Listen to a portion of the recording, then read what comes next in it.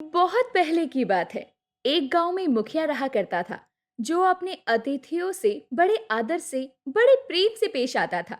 रोज सुबह होते ही मुखिया जंगल में घूमता रहता, फूल, कंद, मूल इकट्ठे करते रहता, ताकि कोई अतिथि अगर आए तो उन्हें अच्छी तरह से भोजन करा सके।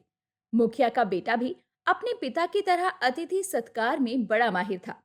एक दिन उनके घर में मेहमान आए, जो कि पहले भी आ चुके थे। मुखिया और मुखिया का बेटा दोनों कंदमूल और फलों से अच्छी तरह से उनका सत्कार करने लगे। मेहमान भी बड़े प्यार से खुशी से खा रहे थे। खाते खाते मेहमान ने कहा, इस जंगल में सिर्फ यही फल मिलता है। हमारे उधर के जंगल में तो बहुत तरह के फल होते हैं, पर मुझे तो ये फल बहुत ही अच्छा लगता है। मुखिया का बेटा अपने पिता की ओर देख रहा था। हम जंगल में घूमते रहते हैं ताकि हमें कुछ और किस्म का फल मिल जाए, लेकिन इस जंगल में सिर्फ यही पाई जाती है। मुझे तो सबसे बेहतर आपका अतिथि सत्कार लगा। इतने आदर से तो हमें कोई भी नहीं खिलाता।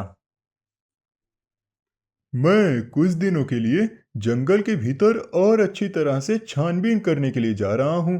देखूं अगर मुझे कुछ और मिल जाए। हाँ बेटा, तू जा तू। कई दिन तक मुखिया का बेटा जंगल में घूमता रहा, पर उसे कोई नई चीज दिखाई नहीं दी। घूमते फिरते वो बहुत ही थक गया। एक पेड़ के नीचे बैठकर वो आराम करने लगा।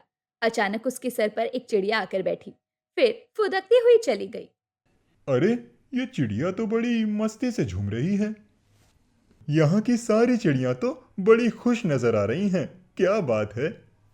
वो गौर से देखता रहा चिड़ियों की ओर।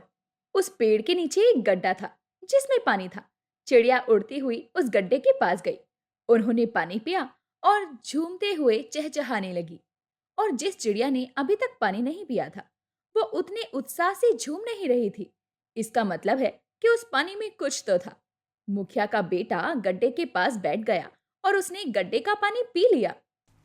अरे, ये पानी तो बड़ा अजीब है। पीने से झूमने को मन करता है।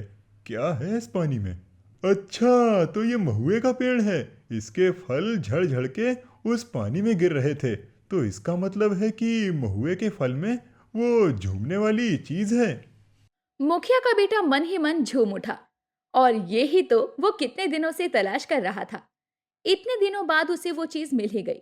उसने महुए का फल इकट्ठा करना शुरू कर दिया। ढेर सारे फलों को लेकर वो घर की ओर चल दिया। उधर मुखिया बहुत ही चिंतित हो उठा। कहाँ गया मेरा बेटा? उस दिन 3 अतिथि आए हुए थे। अतिथियों को मुखिया की पत्नी प्यार से खिला रही थी, साथ ही उदास भी थी। अपने पति की ओर बार बार देख रही थी। अचानक मुखिया के चेहरे पर रौनक आ गई। उसकी पत्नी समझ गई कि बेटा वापस आ गया है। अतिथि अब जाने ही वाले थे, पर मुखिया के बेटे ने उनसे अनुरोध किया कि वो थोड़ी देर के लिए रुक जाए। अपनी माँ को उसने सारी बात बताई।